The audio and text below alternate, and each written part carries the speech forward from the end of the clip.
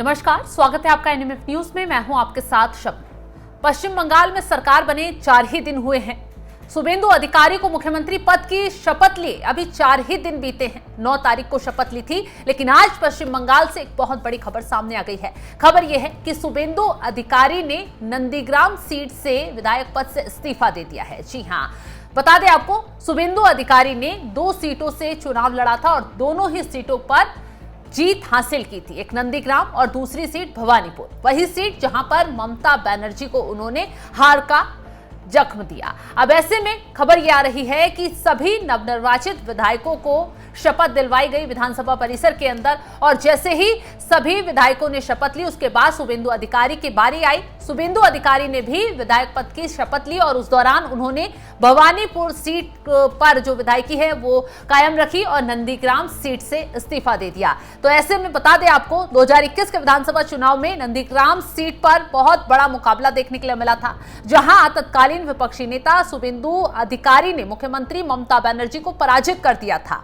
बाद में भवानीपुर उपचुनाव में ममता बनर्जी ने जीत हासिल कर विधानसभा में वापसी की थी। अब 2026 के चुनाव में एक बार फिर नंदीग्राम और भवानीपुर दोनों ही सीटें राजनीतिक रूप से केंद्र में रही, जहां से शुभेंदु अधिकारी ने दोनों ही विधानसभा क्षेत्रों से जीत हासिल कर ली। और देखिए, इस बार शुभेंदु अधिकारी ने ममता बनर्जी को भवानीपुर सीट से भी पूरी तरह हरा दिया, यानी दोनों ही सीटों पर शुभेंदु अधिकारी ने जीत हासिल कर ली। लेकिन अब नियम कानून ये कहते हैं कि जब एक शख्स 2 सीटों पर चुनाव लड़ता है और दोनों सीटों पर जीत जाता है, तो आगे विधायकी हासिल करने के लिए, विधायक रहने के लिए उसे एक ही सीट चुननी होगी। और इसी वजह से शुभेंदु अधिकारी को एक सीट छोड़नी पड़ी। उन्होंने इस बार भवानीपुर की सीट को चुना है और नंदीग्राम की सीट को छोड़ दिया है। भवानीपुर की सीट को इसलिए चुना है क्योंकि भवानीपुर की सीट इस बार उनके लिए काफी फायदा लेकर आई। एक तो ममता बनर्जी उस सीट से लड़ रही थी, वो ममता बनर्जी जो लगातार भवानीपुर से जीत का दावा कर रही थी,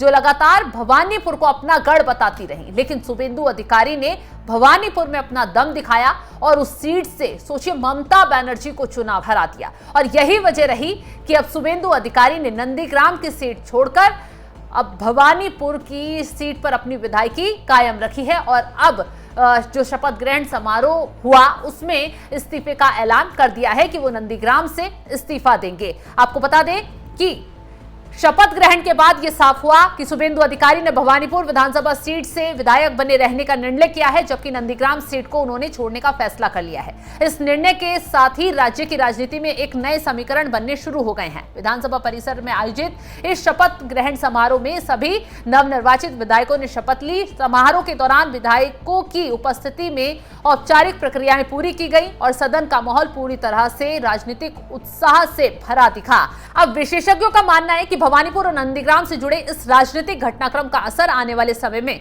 राज्य की सत्ता संतुलन और रणनीतिक दिशा पर देखने को मिलेगा। यह निर्णय आगामी राजनीतिक समीकरणों को भी प्रभावित कर सकता है। तो अब नंदीग्राम सीट से इस्तीफा शुभेंदु अधिकारी ने दे दिया है, तो जाहिर सी बात है इस सीट पर दोबारा चुनाव होंगे। अब उपचुनाव में बीजेपी की तरफ से कौन खड़ा होता है, क्या टीएमसी अब यहां से किसी बड़े चेहरे को उतारेगी, ये देखने वाली बात होगी। हालांकि अब इस सीट पर उपचुनाव होगा और फिर उसके बाद क्लियर होगा कि कौन इस सीट पर जीत हासिल करता है या फिर कौन हारता है। लेकिन चुनाव के बाद और नतीजों के बाद ये दिलचस्प खबर सामने आई है। नंदीग्राम की सीट इस बार शुभेंदु अधिकारी ने छोड़ने का फैसला किया और इस बार वो भवानीपुर सीट पर कायम रहे हैं।